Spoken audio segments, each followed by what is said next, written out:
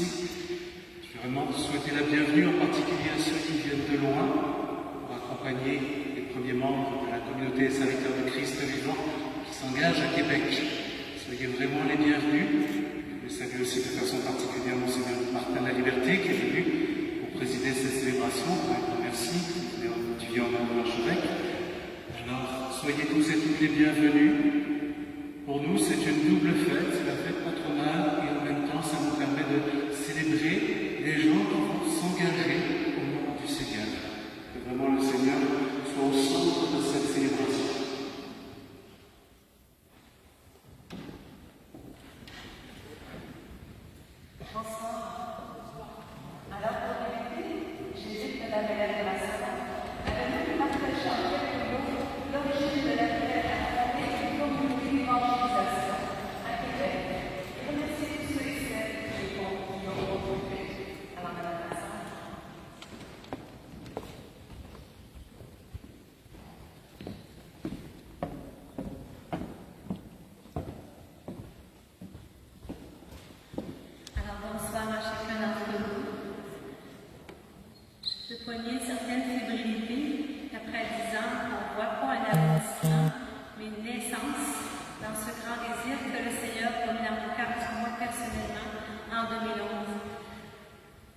C'est drôle, je me demandais toute la journée qu'est-ce que je pourrais vous dire en bref temps. Tout ce qui me montait, c'est que c'était le mot ensemble.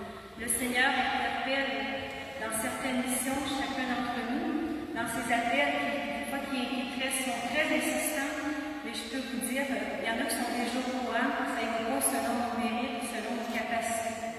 Et personnellement, je vous dirais que nous sommes très fragiles, très petits.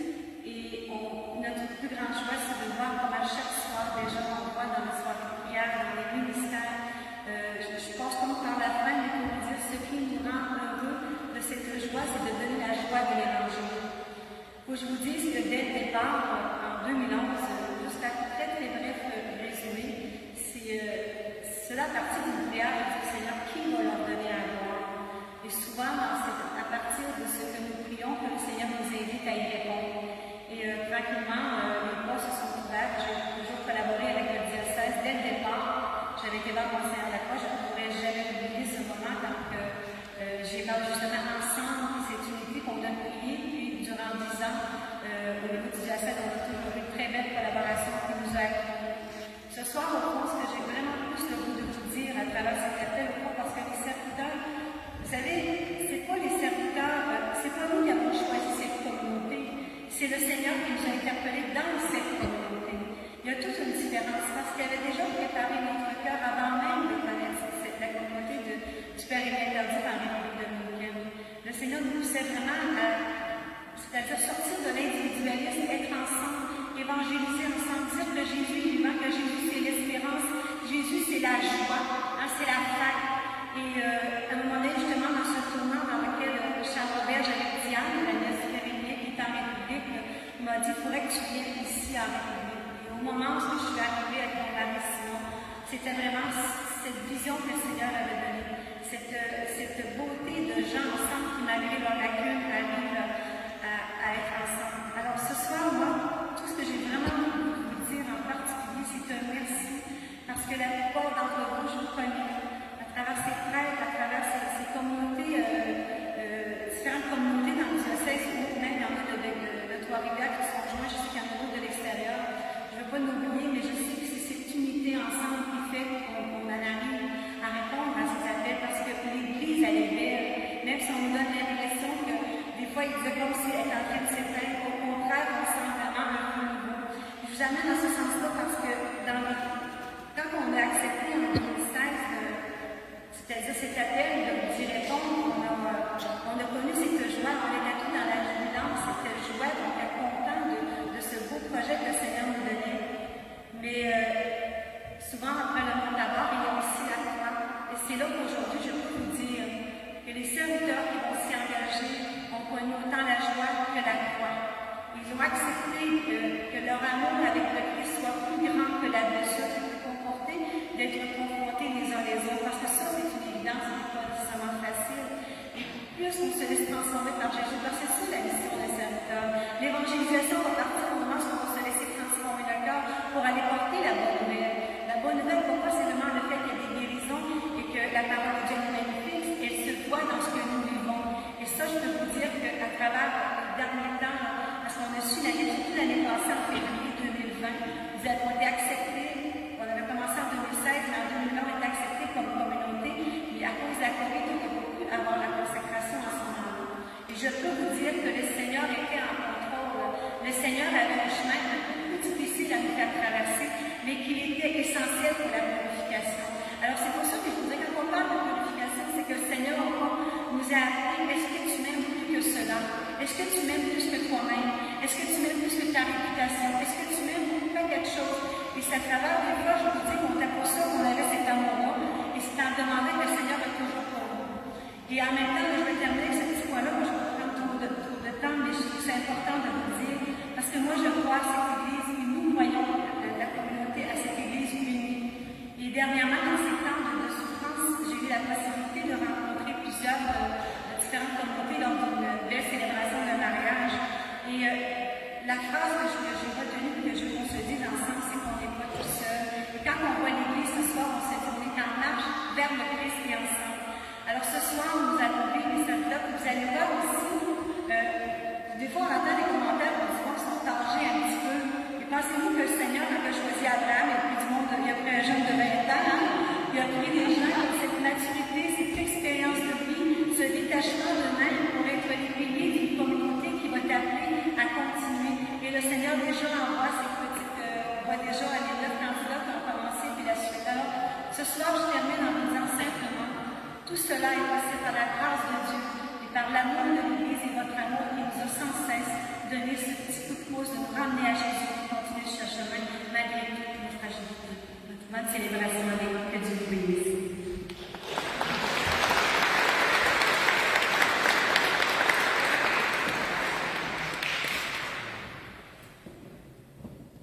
Monsieur Charles Robert et Mme Diane Paquin, qui est nièce du Cabinet Jardin, fondateur de la communauté des serviteurs du Christ, sont intimement liés au parcours de la fondation du Père Émilien et au développement de la communauté en République dominicaine. Je les invite donc à réaliser sur leur expérience avec le Père Baptiste, missionnaire du Sacré-Cœur en République dominicaine, et le pourquoi de leur application dans la fondation d'une cellule locale au Québec. Monsieur Robert. Merci beaucoup, Madame la Chalem. Alors, avec Diane ce soir, ça nous fait plaisir de vous accueillir dans cette belle église. Oui, pour nous, c'est l'aboutissement. C'est l'aboutissement d'un rêve que mon oncle caresse, la communauté à Québec. Alors, on est heureux de vous avoir avec nous pour notre engagement. Je vais reprendre mes émotions. Bon. Alors, le Père Émilien Tanti, natif de Saint-Zacharie, missionnaire du Sacré-Cœur, en République dominicaine, un petit gars qui venait de la Métivie, pauvre, qui n'avait rien sur lui quand il est arrivé au séminaire à Beauport. On a dû lui prêter des vêtements, des couvertures, etc. Et il a cheminé. Il a grandi dans la foi jusqu'à choisir de devenir missionnaire du Sacré-Cœur. Et j'ai eu l'occasion de lire les lettres qu'il adressait à sa famille lorsqu'il était grand séminariste.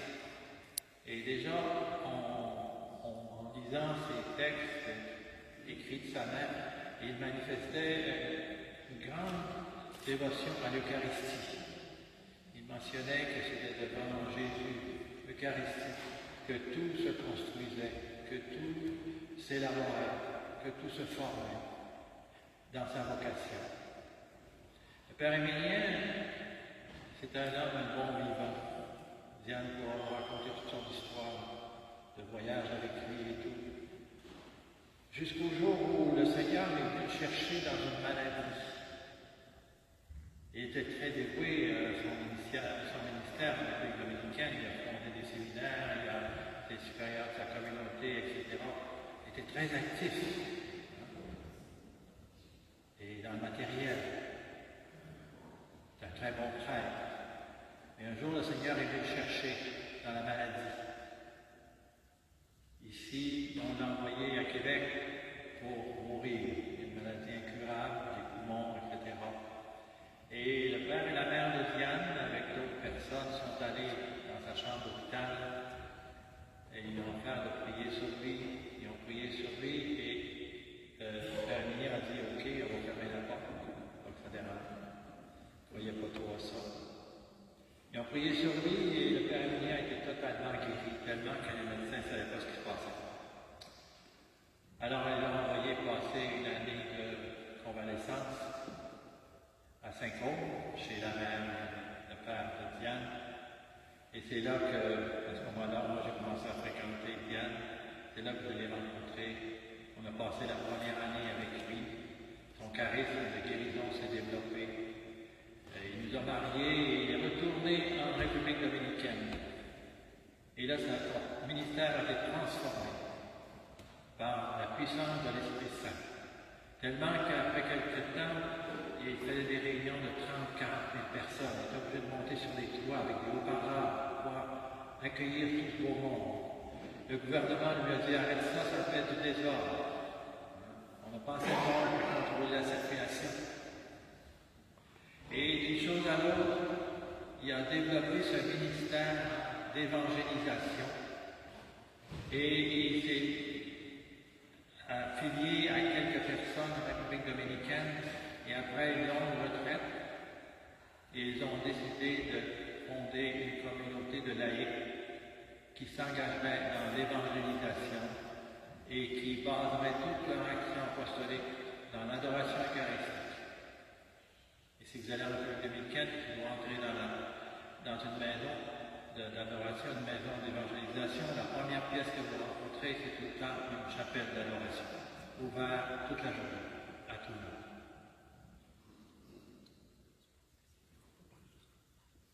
Faut pas que je parle trop longtemps. Ça se passe avec moi. Alors moi, ce que je voudrais vous dire, mon oncle, c'était un homme de Dieu, un homme de prière et d'adoration. Et pour lui, c'était important, comme Charles disait, l'Eucharistie, l'adoration, la transformation personnelle, la formation de la personne, puis après ça, tu pars, puis t'évangélises. Puis la façon d'évangéliser, c'est aussi par le témoignage, c'est par notre aide. Alors, on espère, comme serviteur, d'être fidèle à ces grands corps. Merci. Pour terminer, je veux juste vous dire qu'on recevait souvent chez nous, quand on avait notre maison de tout enfant, il y avait peut-être rencontré des parties, un bon racontement d'histoire, alors il était intéressant à écouter. Et puis il parlait de sa fondation. Et j'avais l'impression qu'il parlait, qu'il me demandait veux-tu partir de ça aussi? J'avais l'impression. Mais de toute façon, vous voyez ce soir, c'est dans la vie de la nativité, c'est la naissance d'une cellule de la communauté des serviteurs qui se développe. Merci d'être avec nous. Merci de prier pour nous. Et merci aussi de nous accompagner. Bonne soirée.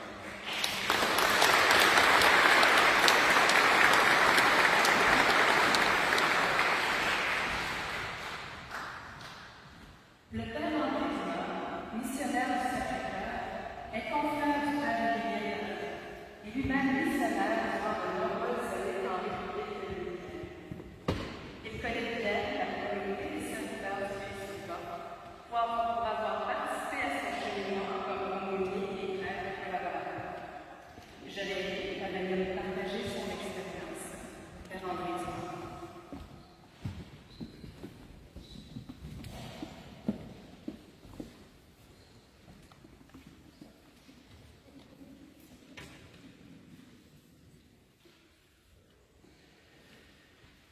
Alors on écoute un peu le témoignage d'Hélène comme communauté et de Charles et Diane de sa première famille. Et maintenant, je voudrais vous entretenir un peu sur sa deuxième grande famille qui était les missionnaires du Sacré-Cœur. Je disais qu'on l'a connu, mais on va dire nous l'avons connu parce qu'il est ici présent aussi Marc-André Gingras, qui est provincial ici au Québec. On a connu le Père Emilien très tôt dans les années 1950, quand je rentrais ici au séminaire, les missionnaires du Sacré-Cœur, l'école apostolique, ici même, à Beauport. Alors Emilien était membre des missionnaires du Sacré-Cœur. Il arrive en République dominicaine en 1956, qui était à ce moment-là la mission missionnaire du Sacré-Cœur de la province canadienne. Et moi j'arrive en 1964 en République dominicaine, donc quelques années plus tard. Je veux partager avec vous un petit peu la vie missionnaire du Père Emilien Tardif, de 1956 à 1974. Alors Emilien a travaillé comme missionnaire. Et la principale mission qu'on a développée en République dominicaine, c'était le ministère paroissial. On avait plus que 20 paroisses. Alors Emilien a donné plusieurs heures et une année de service dans le ministère paroissial. En même temps, il était directeur d'une revue catholique sur la famille qu'on appelle Amigo de Lugar. L'ami du foyer. Elle en a se donné corps et âme. De 5000 exemplaires, dans son temps, la revue a monté jusqu'à 20 000 exemplaires. Et aussi, la mission des Béliers républicaine se donnait beaucoup dans les mouvements qu'on avait en ce temps-là. Les coursilles, le mouvement familial chrétien, et aussi la prière en famille. Alors la mission des missionnaires du Sacré-Cœur en République dominicaine deviendra autonome, une province, à communauté religieuse, quand une certaine année d'expérience, elle devient une province non plus autonome. Et il y a tellement poussé ce projet-là qui a été nommé le premier supérieur provincial de la République dominicaine de 1966 à 1973 jusqu'à sa maladie.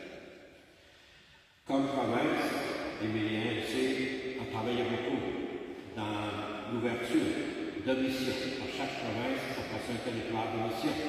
On a eu des missions en Afrique, des missions en République dominicaine, à Cuba, en Haïti, à Curaçao, et aussi maintenant au Québec. Je disais au début, c'était de la Malgré et maintenant c'est le tout changé.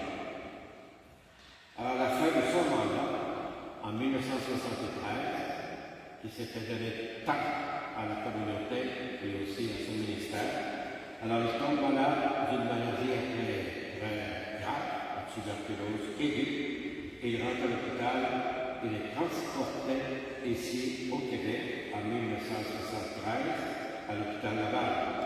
Et sa maladie va être pour lui un changement dans sa vie. Il a toujours été un bon frère, un bon missionnaire du Sacré-Cœur, mais sa maladie va le mener dans un aspect tout spécial du ministère comme missionnaire du Sacré-Cœur, qui est la miséricorde, qui est la loi. Alors, comme vous savez, il a été guéri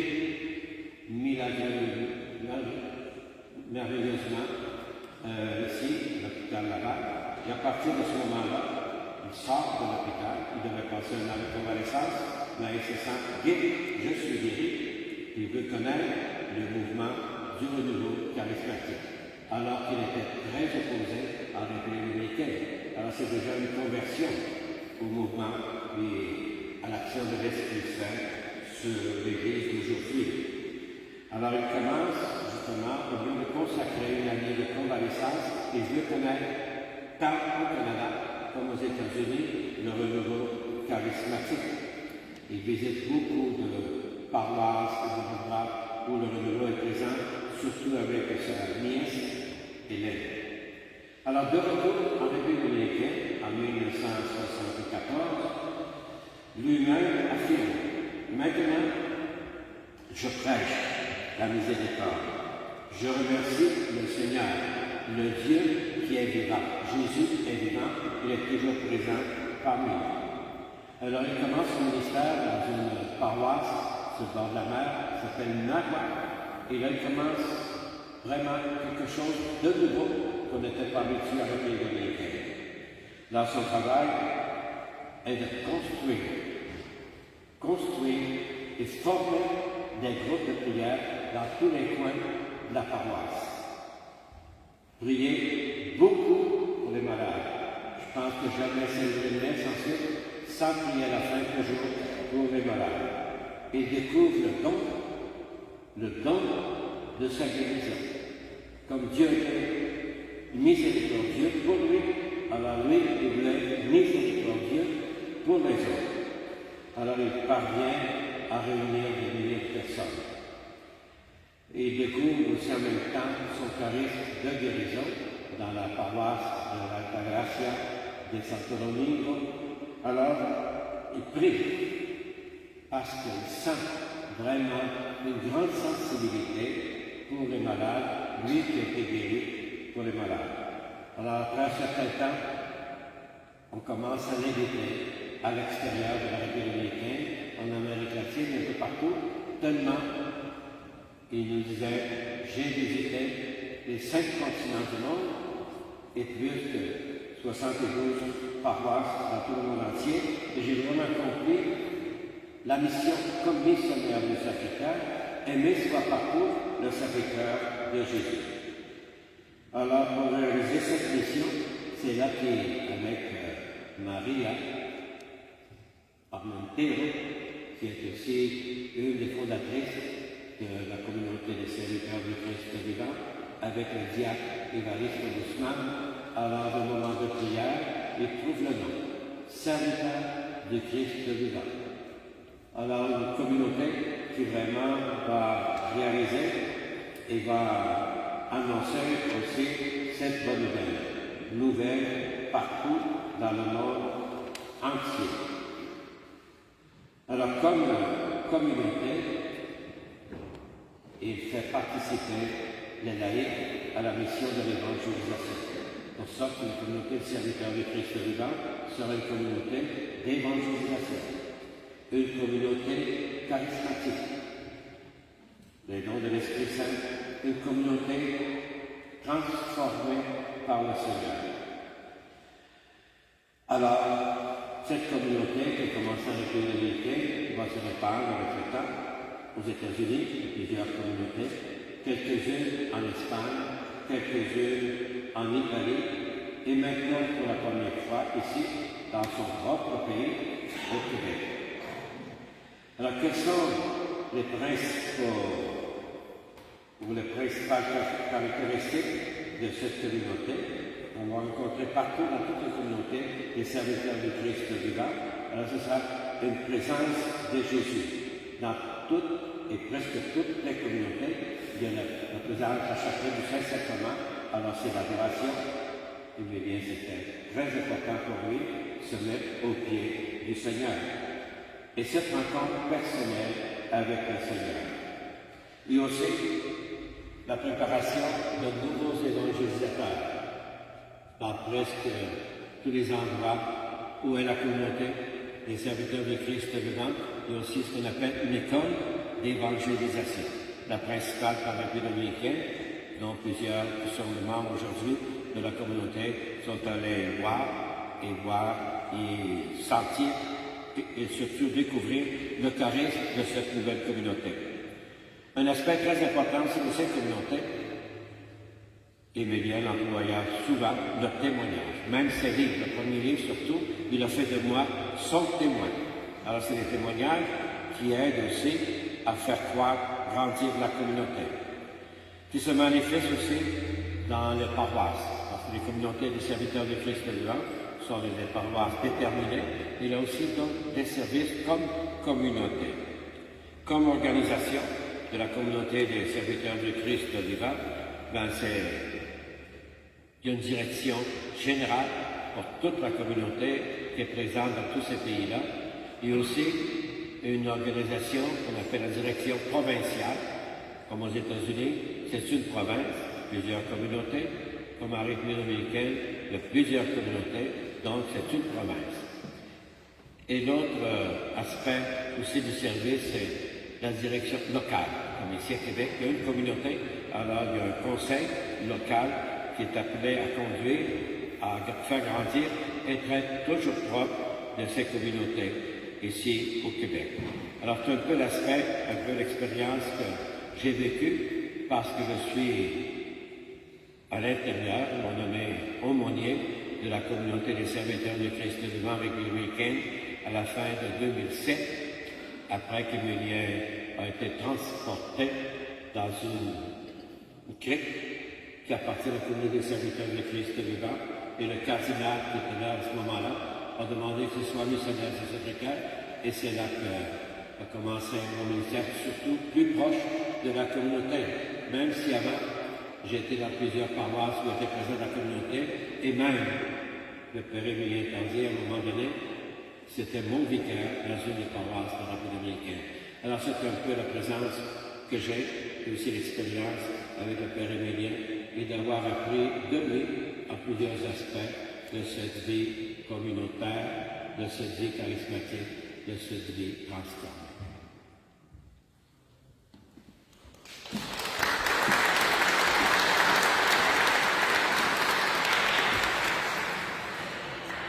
Merci beaucoup, Madame Dumas. Merci, M. Robert, Madame Barret. Merci, Hélène. Merci pour ce partage que vous avez fait. Maintenant, je vous invite à vous lever pour l'écoute de la célébration de la messe.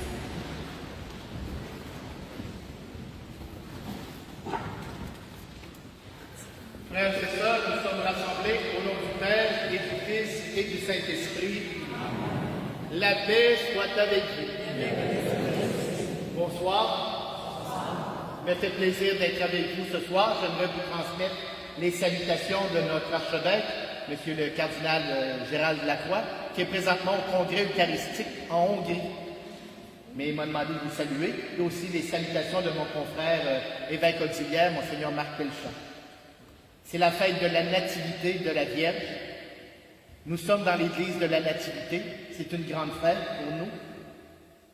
Et comme Marie qui a dit son oui au Seigneur, qui a rendu le Christ présent au monde, bien nous célébrons aujourd'hui la consécration de membres de la communauté des serviteurs du Christ vivant, qui ont comme mission justement de rendre le Christ présent au monde par leur témoignage, par leur vie. Rendons grâce au Seigneur pour ce don d'eux-mêmes qu'ils veulent faire aujourd'hui en Église. Rendons grâce au Seigneur pour vous tous qui les accompagnez de votre amitié. J'aimerais saluer aussi tous les confrères prêtres qui sont ici, qui accompagnent aussi la communauté d'une façon ou d'une autre, qui sont en contact avec elle. Célébrons le Seigneur. Demandons-lui d'être présent. Et pour nous mettre vraiment dans la présence du Seigneur, demandons-lui qu'il vienne toucher nos cœurs, qu'il vienne transformer nos cœurs. Demandons-lui la grâce de son pardon, de sa miséricorde.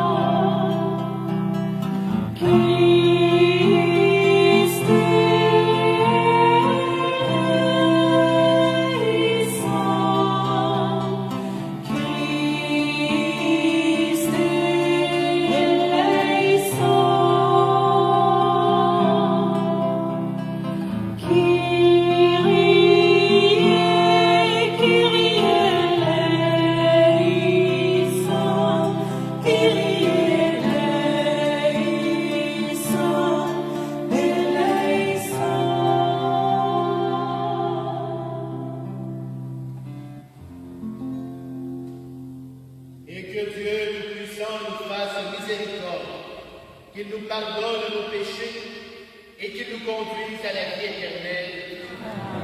En ce jour de fête, en ce jour de joie, chantons la gloire du Seigneur. Gloire à Dieu,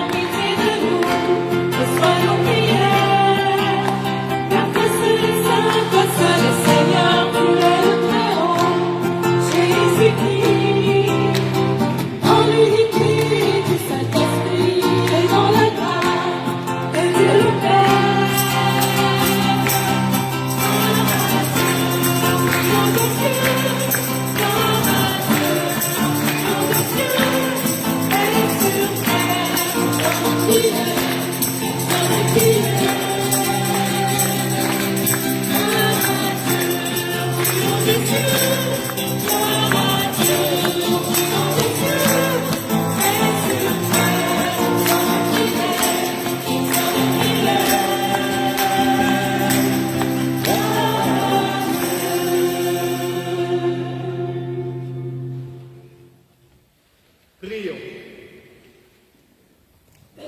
Ouvre à tes serviteurs, Dieu très bon, tes richesses de grâce. Puisque la maternité de la Vierge Marie fut pour nous le commencement du salut, que la fête de sa nativité nous apporte un surcroît de paix. Par Jésus ton Fils qui vit et règne avec toi dans l'unité du Saint-Esprit, Dieu pour les siècles des siècles.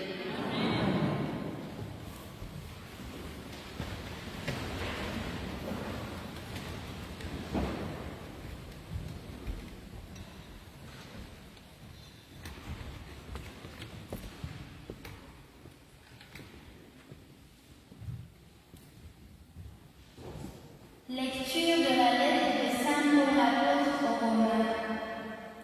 Frères, nous le savons, quand les hommes aiment Dieu, lui-même fait tout contribuer à leur bien, puisqu'ils sont appelés selon le dessein de son amour. Ceux qu'il connaissait par avance, il les a aussi destinés à être l'image de son Fils, pour faire de ce Fils l'aîné d'une multitude de frères. Ceux qu'il destinait à cette ressemblance, il les a aussi appelés. Ceux qu'il a appelés, il en a fait des justes. Et ceux qu'il a justifiés, il leur a donné sa gloire. Parole du Seigneur.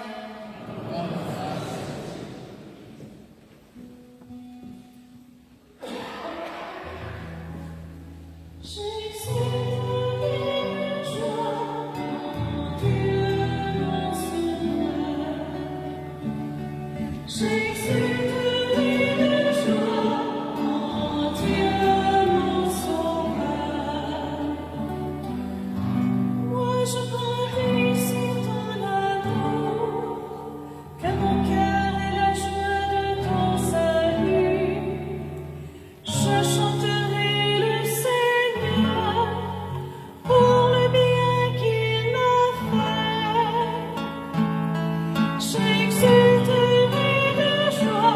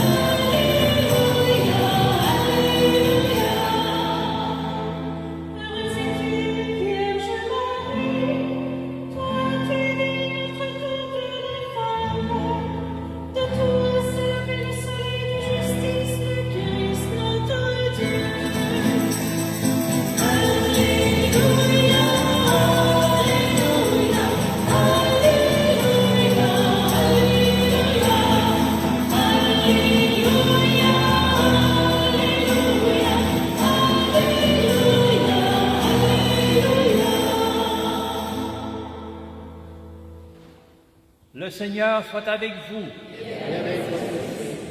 Proclamation de l'Évangile de Jésus-Christ selon saint Matthieu.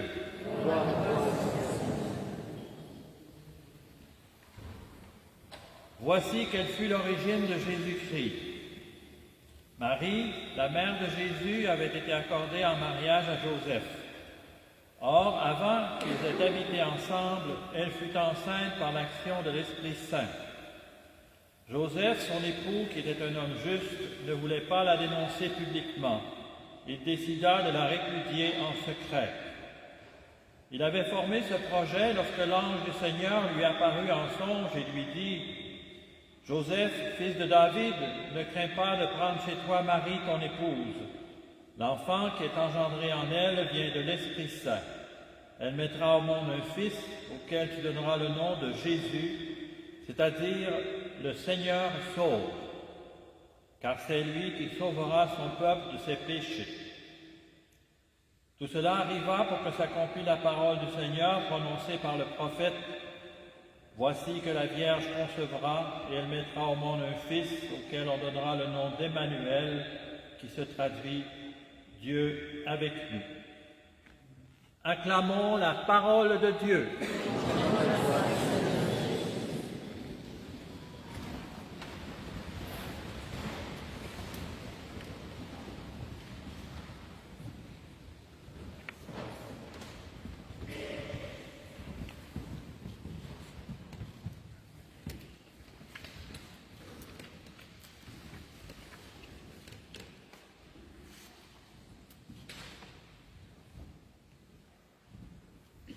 Chers frères et sœurs, ce que nous vivons en ce moment, c'est un moment important pour plusieurs d'entre vous, un temps de consécration, d'engagement.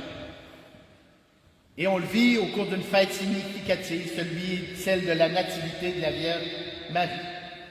Fête où nous honorons, commémorons la naissance de la Vierge, dont toute la vie fut une consécration au projet du Père dans l'accueil de son Fils, qui est venu nous révéler le royaume de son Père et qui est venu nous sauver. Marie était cette femme attentive à faire la volonté du Seigneur. Mais il ne faut pas s'y méprendre.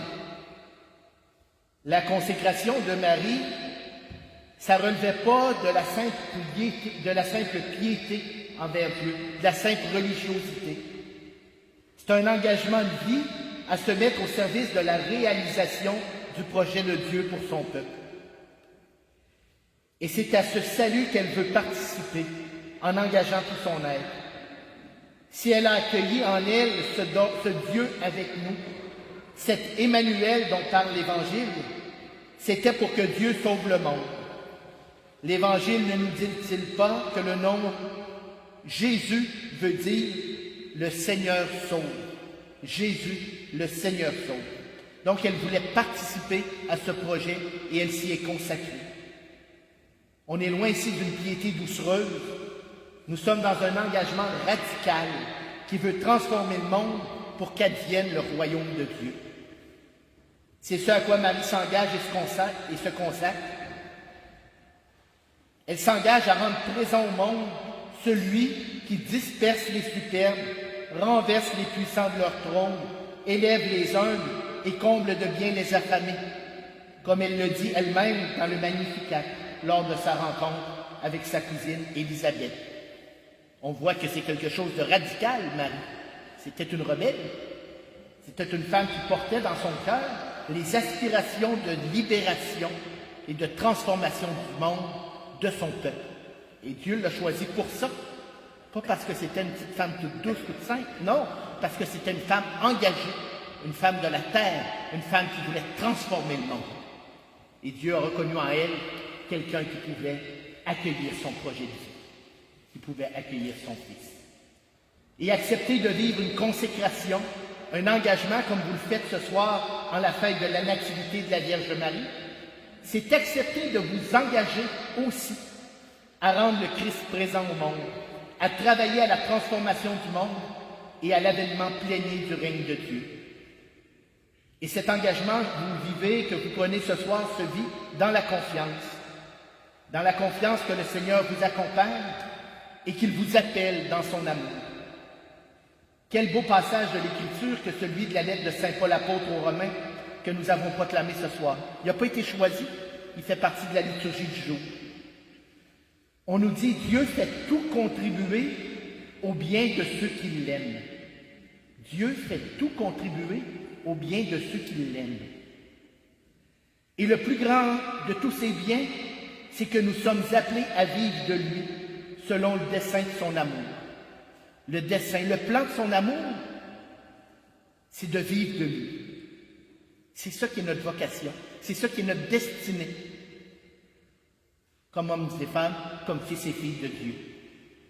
Et le Seigneur nous dit que le Seigneur nous connaît, qu'il nous a destinés d'avance à être configurés à l'image de son Fils, pour que ce Fils soit le premier-né d'une multitude de frères et de sœurs.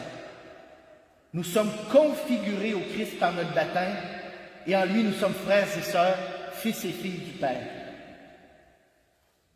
De nos jours, on utilise souvent ça, ce mot-là, configurer. On l'utilise pour l'informatique. Vous avez un ordinateur, quand on achète un ordinateur, il faut le configurer. Hein? On configure nos ordinateurs.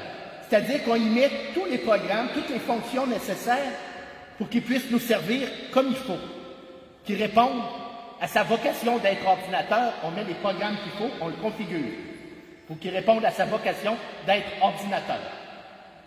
Eh bien, en étant configurés au Christ, bien nous, comme baptisés, on a tous les programmes, toutes les fonctions essentielles et nécessaires pour vivre de la vie de Dieu. On est configurés comme ça. On a tout ce qu'il faut pour que ça marche bien. Et ça fonctionne tellement bien que nous, ceux et celles qu'il a appelés, bien, il nous a donné sa gloire, nous dit le texte de la parole de la lettre aux Romains. Ceux qu'il a configurés au Christ, il leur a donné sa gloire. Tout est fait pour qu'on vive de Dieu, et qu'on vive avec lui. Eh bien, aujourd'hui, chers frères et sœurs qui vont vivre un engagement, en vivant cet engagement à consécration dans la communauté des serviteurs du Christ vivant, vous faites un pas de plus dans votre configuration au Christ, en répondant à un appel qui vous engagera encore plus dans la suite du Christ comme un ou une disciple. C'est comme si, dans votre configuration, vous ajoutiez un nouveau programme. Vous en avez déjà les bons, mais vous en ajoutez un autre. Une nouvelle fonction qui vous fera grandir dans votre intimité avec le Christ, mais qui en même temps vous confie une plus grande responsabilité comme témoin du Christ et artisan du royaume de son Père. Et c'est l'Esprit Saint qui va vous accompagner sur ce chemin. Faites-lui confiance, il nous donne toujours les dons dont on a besoin pour accomplir notre mission. En terminant, je vous laisse avec une phrase qui n'est pas du tout de l'Évangile. Je vais me confesser publiquement, j'aime bien les dessins animés de super-héros. C'est comme je sais pas. Depuis que je suis tout petit, puis j'ai 50 quelques années, je continue à aimer ça. Alors, je vais vous donner une citation, mais qui ne vient pas de moi, qui ne vient pas de la Bible, qui vient de l'homme araignée, Spider-Man. C'est pas de la haute théologie, c'est pas de la haute philosophie, mais ça s'applique à ce que vous vivez aujourd'hui. On dit dans les dessins animés de Spider-Man, de l'homme araignée, avec un grand pouvoir vient une grande responsabilité.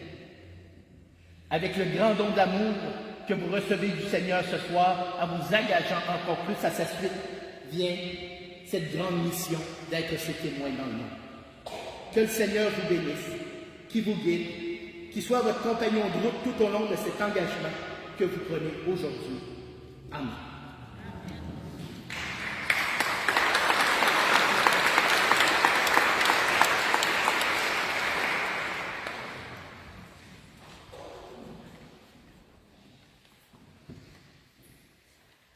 Voici maintenant le moment de l'engagement solennel des membres de la cellule locale, maison de la Seigneur, de la communauté des serviteurs du Christ vivant, ici à Québec.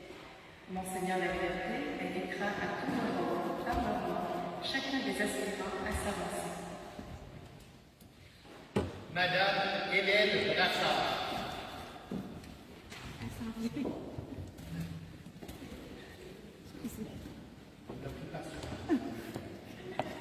Monsieur Simon Couillard. Ah, c'est individuellement. Me voici. À quoi vous engagez-vous? Moi, Hélène, en tant que serviteur du Christ vivant, je m'engage auprès du Sacré-Cœur de Jésus à me conformer au statut des serviteurs de la communauté du Christ vivant, à obéir activement à ses autorités, à demeurer fidèle à la retraite annuelle, aux réunions hebdomadaires et au ministère qui m'est assigné, afin de vivre plus intensément la vie communautaire. Monsieur Simon Couillard.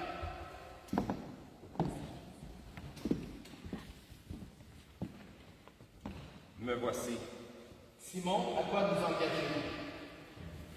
Simon, en tant que serviteur du Christ vivant, je m'engage auprès du Sacré-Cœur de Jésus à me conformer au statut des serviteurs de la communauté du Christ vivant, à obéir activement à ses autorités, à demeurer fidèlement à la retraite annuelle, aux réunions hebdomadaires et au ministère qui m'a assigné afin de vivre plein intensément la vie communautaire. Madame Denise Saint-Germain. Me voici. Denise, à quoi vous engagez-vous? Denise s'engage en tant que serviteur du Christ vivant auprès du Sacré-Cœur de Jésus.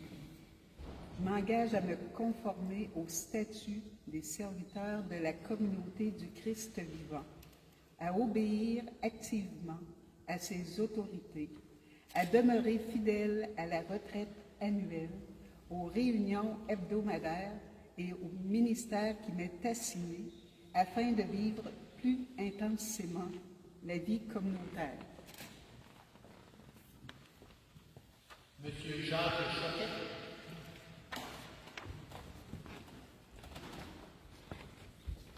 Me voici. Jacques, à quoi vous engagez-vous? Je, Jacques, en tant que serviteur du Christ vivant, m'engage auprès du Sacré-Cœur de Jésus à me conformer au statut des serviteurs de la communauté du Christ vivant, à obéir activement à ses autorités, à demeurer fidèle à la retraite annuelle, aux réunions hebdomadaires et au ministère qui m'est assigné, afin de vivre plus intensément la vie communautaire.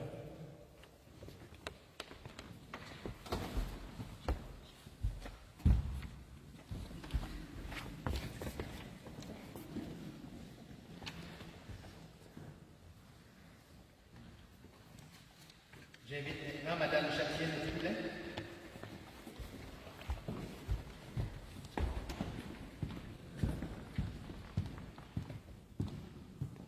Me voici. Jacqueline, à quoi vous engagez-vous?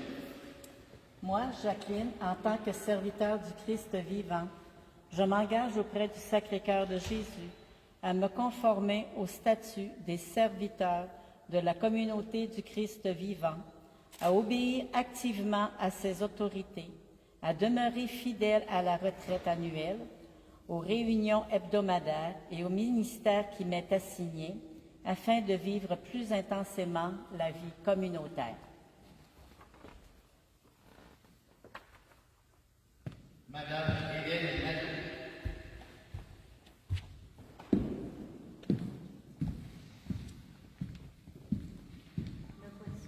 À quoi vous engagez-vous, Hélène? Moi, Hélène Nadeau, en tant que serviteur du Christ vivant, je m'engage auprès du Sacré-Cœur de Jésus à me conformer au statut des serviteurs de la communauté du Christ vivant, à obéir activement à ses autorités, à demeurer fidèle à la retraite annuelle, aux réunions hebdomadaires et au ministère qui m'est assigné, afin de vivre plus intensément la vie communautaire. Madame Diane Paquet. Me voici. Diane, à quoi vous engagez-vous? Moi, Diane, en tant que serviteur du Christ vivant, m'engage auprès du Sacré-Cœur de Jésus à me conformer au statut des serviteurs de la communauté du Christ vivant, à obéir activement à ses autorités, à demeurer fidèle à la retraite annuelle, aux réunions hebdomadaires et au ministère qui m'est assigné, afin de vivre plus intensément la vie communautaire. Monsieur Charles Rodet.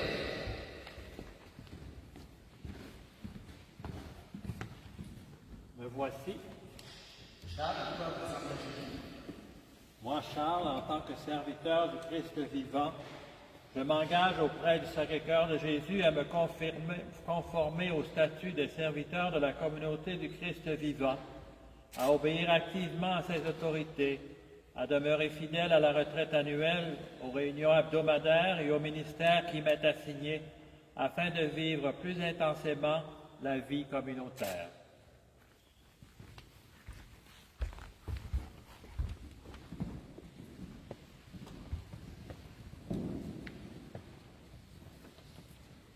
Monseigneur Lamberté, avec tous les prêtres ici présents, par la communauté du mouvement. Alors, j'invite mon frère prêtre à se lever avec moi dans la bénédiction des mots. Béni sois-tu, Seigneur, pour ces beaux membres de la communauté des serviteurs du Christ vivant. C'est toi qui les as choisis pour que ta grâce souffle à leur faiblesse et que ton nom soit mieux connu et aimé parmi les hommes et les femmes de ce temps. Que l'Esprit Saint descende sur eux et bénisse leur engagement pour la plus grande gloire du Père. Amen.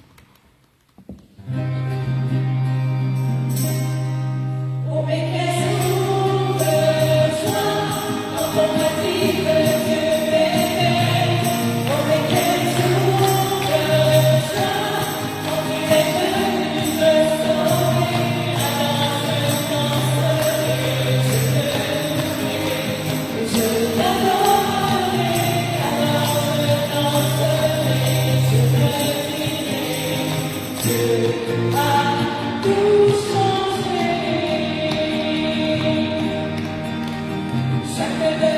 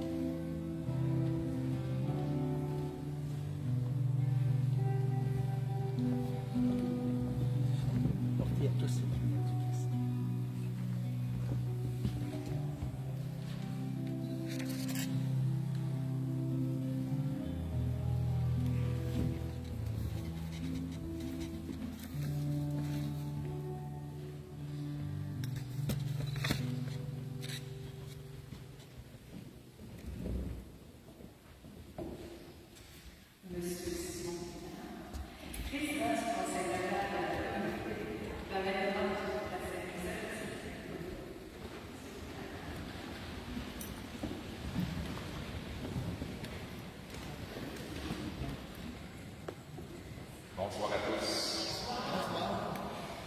J'ai une petite feuille, mais moi j'aimerais être aussi dans la part qu'Hélène, ma femme. Mais je pense que je vais aller plus avec mon cœur qu'avec le décès. Le tout a commencé en 2016, lorsque Charles et Diane nous ont interpellés à faire un tour en République dominicaine. Voir qu'est-ce que c'était la communauté des serviteurs du Christ vivant. Et à partir de ce moment-là, tout a changé dans nos vies. On a vu qu'est-ce que c'était une fraternité, une communion entre frères et sœurs. Et maintenant, on l'a emmené à Québec.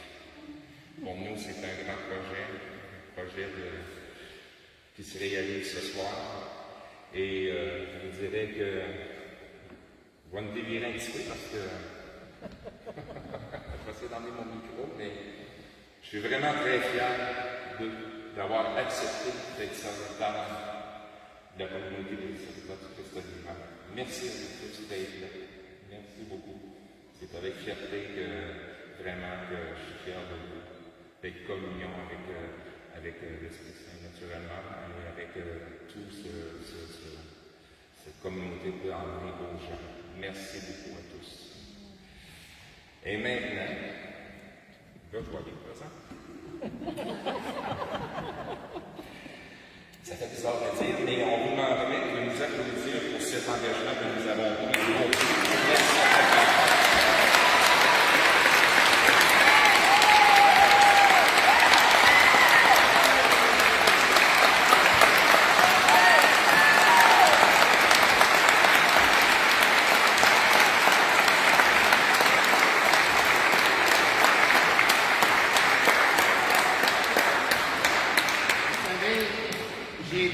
Longtemps en Amérique latine et on applaudit les gens, mais on applaudit surtout celui qui est la cause de tout ça, celui qui a fait l'appel, le Seigneur.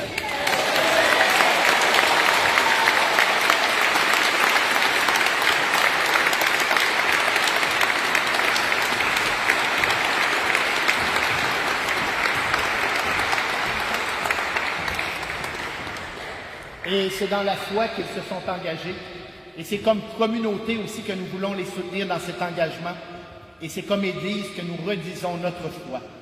Je crois en Dieu, le Père Tout-Puissant, Créateur du ciel et de la terre, et en Jésus-Christ, son Fils unique, notre Seigneur, qui a été conçu du Saint-Esprit, est né de la Vierge Marie, a souffert sous Ponce Pilate, a été crucifié, est mort et a été enseveli, est descendu aux enfers, le troisième jour est ressuscité des morts, et monte aux cieux, est assis à la droite de Dieu, le Père Tout-Puissant, d'où il viendra juger les vivants et les morts. Je crois en l'Esprit Saint, à la Sainte Église catholique, à la communion des saints, à la rémission des péchés, à la résurrection de la chair, à la vie éternelle. Amen. En cette fête de la Vierge Marie, laissons-la nous inspirer alors que nous adressons au Seigneur cette prière. Nous allons maintenant présenter au Seigneur nos intentions de prière. Et après chaque intention, je vous invite à répondre « Dieu de la vie, écoute-nous ». Ensemble, « Dieu de la vie, écoute-nous ». Pour les personnes qui se sont engagées, afin qu'à la manière de Marie, elles se laissent guider et qu'elles témoignent de l'amour infini de Dieu, prions. Dieu de la vie, écoute-nous. Pour nos prêtres et toutes les personnes engagées dans l'Église, afin qu'elles persévèrent dans l'annonce de l'Évangile, prions. Dieu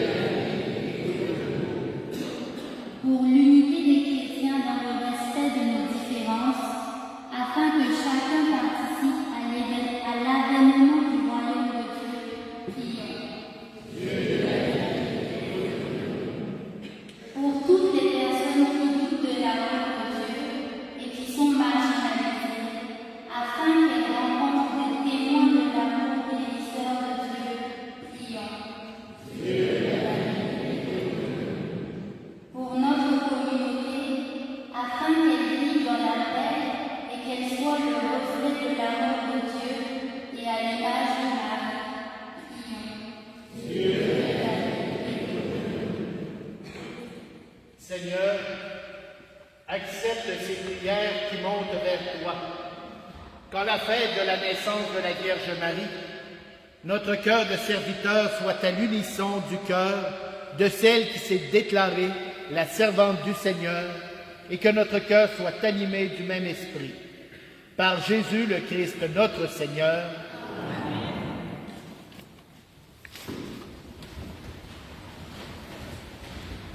Nous allons dans la vie à la parole de la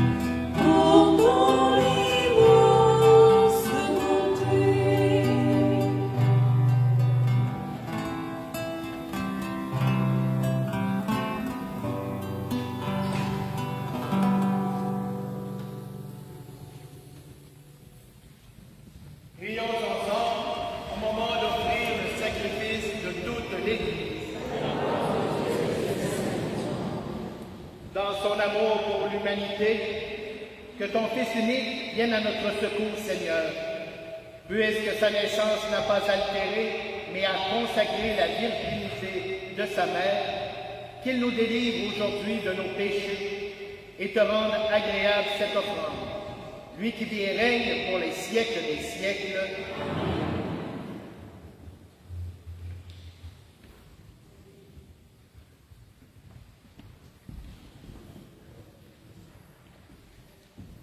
Le Seigneur soit avec vous. Élevons notre cœur.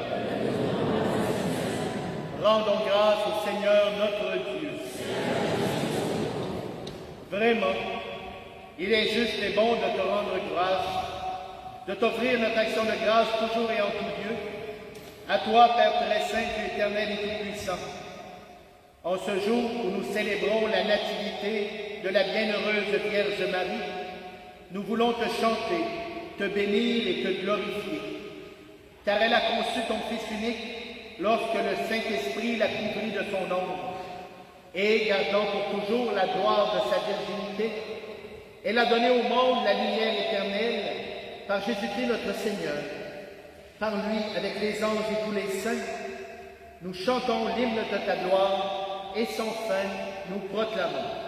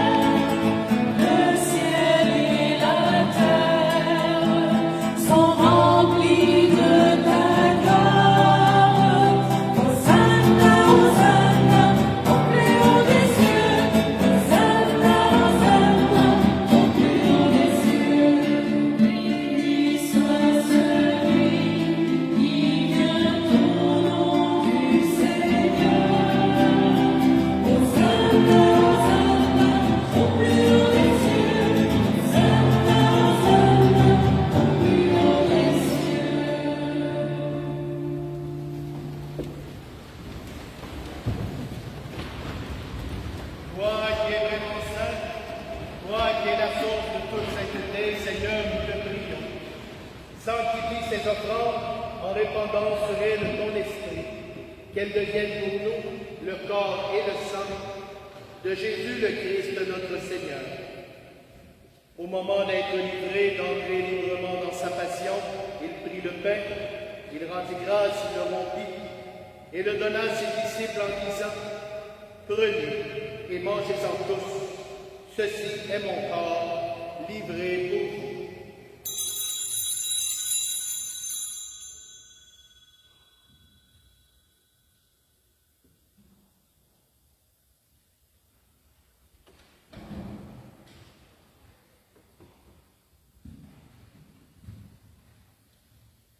De même, à la fin du repas, il prit la coupe. De nouveau, il rendit grâce et la donna à ses disciples en disant, « Prenez et buvez-en tous, car ceci est la coupe de mon sang, le sang de l'alliance nouvelle et éternelle, qui sera versé pour vous et pour la multitude en rémission des péchés. Vous ferez cela en mémoire de moi. »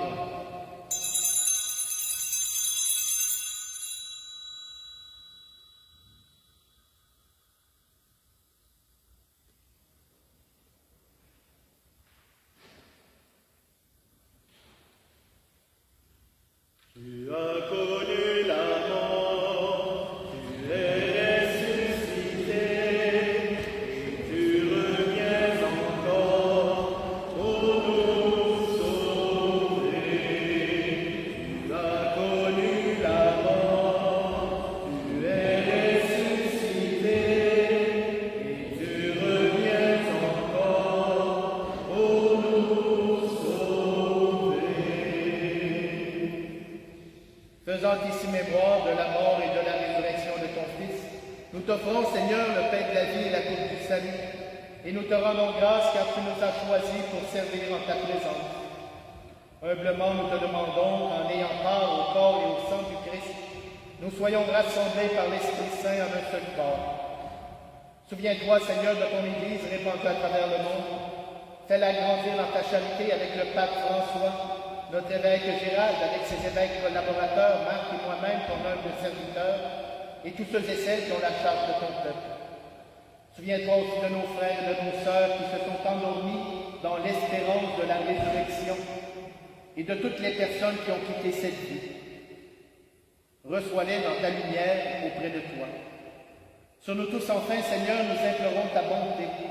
Permets qu'avec la Vierge Marie, la bienheureuse Mère de Dieu, avec Saint Joseph son époux, avec Saint François de Laval, Sainte Marie de l'Incarnation, et bienheureuse Marie-Catherine de Saint-Augustin et Dina Bélanger, avec tous les saints et saintes de tous les temps qui ont vécu dans ton amitié, nous ayons part à la vie éternelle et que nous chantions ta louange par Jésus-Christ, ton Fils bien-aimé. Par lui, avec lui et en lui, à toi Dieu le Père Tout-Puissant, dans l'unité du Saint-Esprit, tout honneur et toute gloire pour les siècles des siècles. Amen.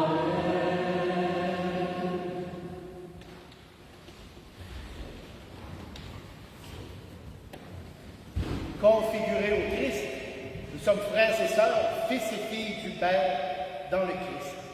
C'est pourquoi, avec confiance, nous osons dire: Notre Père qui es aux cieux, que ton nom soit sanctifié, que ton règne vienne, que ta volonté soit faite sur la terre comme au ciel. Donne-nous aujourd'hui notre pain de ce jour. Pardonne-nous nos offenses, comme nous pardonnons aussi à ceux qui nous ont offensés.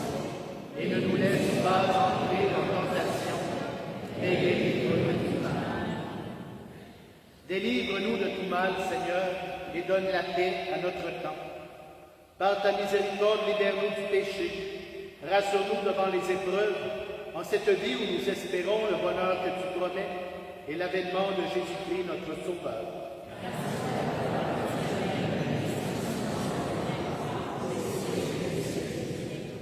Seigneur Jésus-Christ, tu as dit à tes apôtres: je vous laisse la paix, je vous donne ma paix. Ne regarde pas nos péchés, mais la foi de ton Église. pour que ta volonté s'accomplisse, donne-nous toujours cette paix et conduis-la vers l'unité parfaite, toi qui règnes pour les siècles des siècles. Et que la paix du Seigneur soit toujours avec vous. Frères et sœurs, donnons-nous un signe de cette paix qui vient du Seigneur.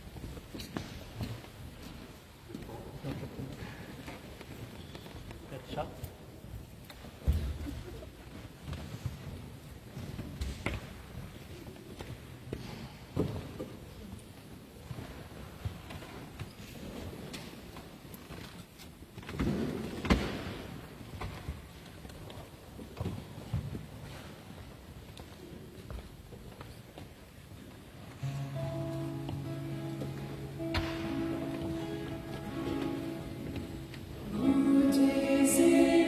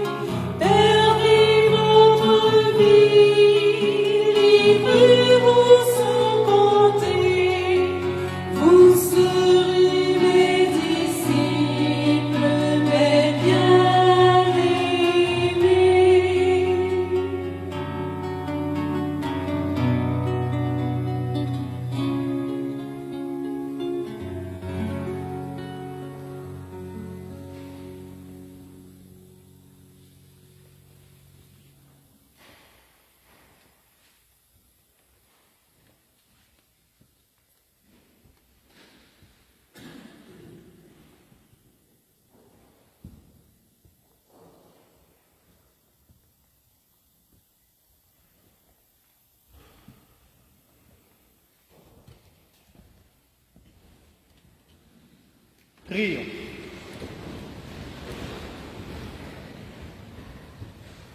Par cette communion, Seigneur, tu refais les forces de ton Église. Donne-lui d'exulter de joie, heureuse de la nativité de la Vierge Marie, qui fit lever sur le monde l'espérance et l'aurore du salut. Par Jésus ton Fils, notre Seigneur. Amen. Je sais qu'il y a un petit mot, mais je vais dire le mien avant. Ce ne sera pas long, ce ne sera pas une autre homélie. C'est juste pour vous dire ma joie, mes félicitations personnelles et ma joie.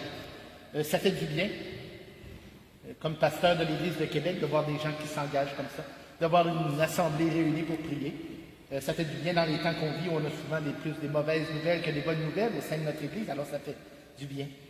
Et vous savez, moi, ça me fait voir la grandeur de notre Église aussi. Ce soir, je célèbre avec vous des gens qui sont dans la ligne du renouveau charismatique, dans la louange, avec plusieurs personnes dans une église quasiment pleine, ce qui est rare ces temps-ci. Demain matin, je célèbre à 7 heures la messe avec les missionnaires de la charité, les sœurs de Mère Teresa. 4 religieuses, je vais régulièrement. Une assemblée complètement différente, des femmes qui sont dévouées dans le service quotidien des pauvres, qui accueillent presque 100 personnes par jour à leur soupe populaire. C'est ça notre Église. Toute cette louange à Dieu, cette grandeur de Dieu dans ce ministère d'évangélisation par la louange, par la joie, par le témoignage, et aussi d'autres qui le font par le témoignage concret aussi de leur vie dévouée au service. Et c'est ça notre Église, c'est la grandeur du Seigneur, parce que dans notre Église, dans notre foi chrétienne, il y a de la place pour tous les charismes, tous les dons, tous les services pour faire grandir le royaume de Dieu. Et ça me fait chaud au cœur d'être avec vous, puis je vous remercie beaucoup pour cette belle célébration, pour cette joie. J'ai même dansé un peu ce soir. Ça ne m'était pas arrivé dans une église depuis presque mon temps au Brésil. Ça fait du bien.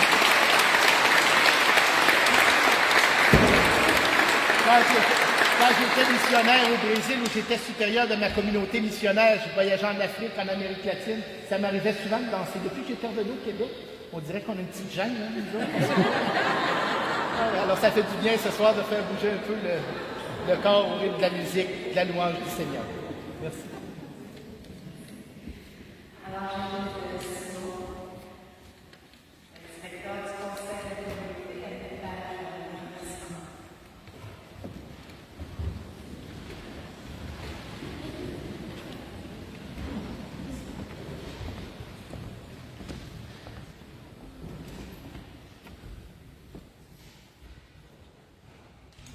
Bonsoir à tous.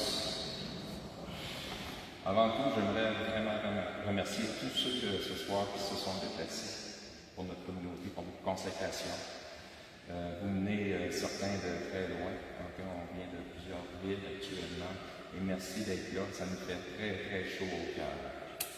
C'est avec grande reconnaissance, naturellement, au nom de la communauté des serviteurs du Christ vivant, que j'aimerais remercier tous ceux qui ont collaboré. On ne les nommera pas naturellement parce qu'il y a tellement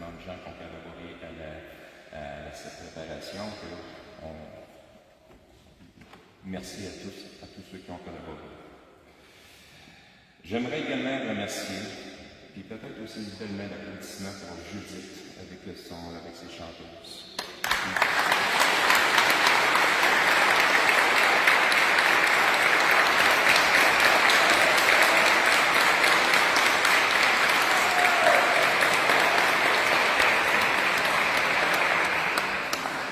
En terminant, naturellement, mon Seigneur la liberté. Hein? Merci d'avoir accepté de présider cette célébration.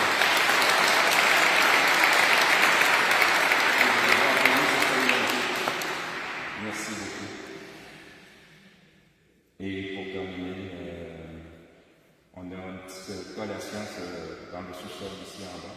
Naturellement, ça se passe, il faut passer par l'extérieur. Et il faut bien respecter naturellement la distanciation sociale pour chacun.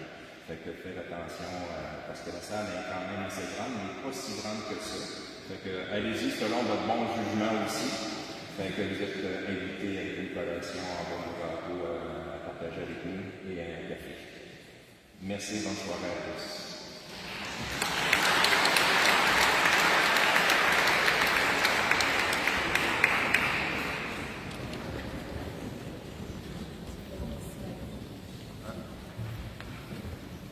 Le Seigneur soit avec vous. Et que Dieu Tout-Puissant vous bénisse, le Père, le Fils et le Saint-Esprit. Allez dans la paix du Christ. Bonne soirée et une bonne vie d'engagé, de consacrer au service du Seigneur.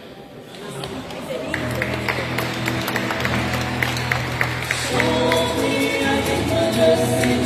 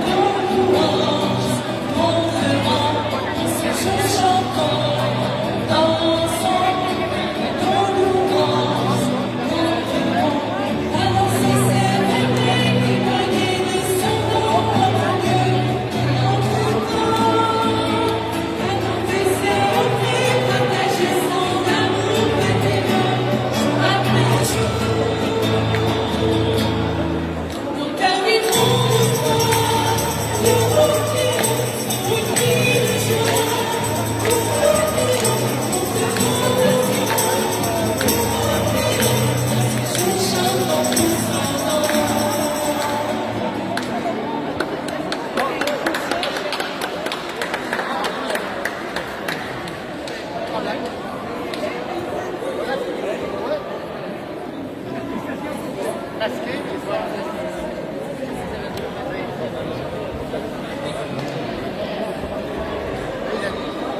ça va? Oui, on peut l'entendre.